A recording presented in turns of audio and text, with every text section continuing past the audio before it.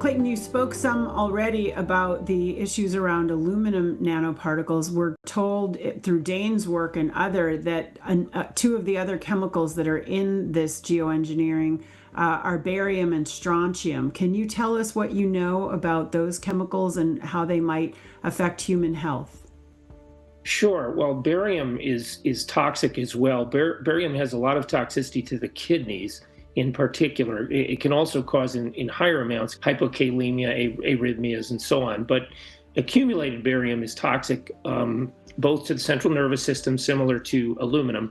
These high particulate counts, these high air pollution, and this is what a large part of, in my opinion, geoengineering is. It's deliberate air pollution. Right. And air pollution is bad for your lungs. It's bad for kids with asthma. It's bad for people with COPD. It puts you at increased risk for lung cancer.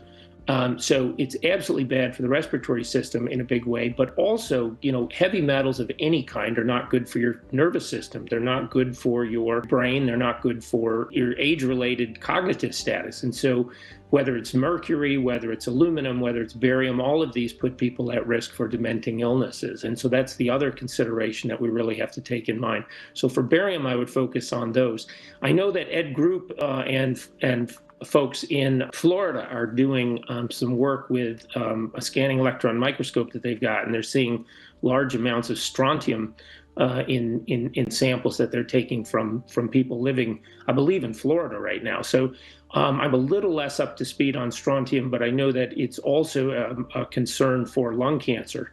And so, of course, these are all things that are increasing in significantly. We all know that lung cancer is on the rise and that lung cancer is the leading cancer death in the United States, even though smoking is much lower than it used to be. And so something is driving this. Something's driving a rise in lung cancer. We can argue about our immune systems being adversely impacted due to the mRNA shots, which I think is playing a role as well. But you still need to generate that tumor, even if your immune system is not successfully fighting it off in an early stage. Typically, something is causing those initial mutations in the cells that causes a cancer to form. And this is a leading candidate for me, is this constant exposure that we have to metals in our respiratory tract. Dane, would you agree that a big feature of geoengineering is the intentional creation of air pollution?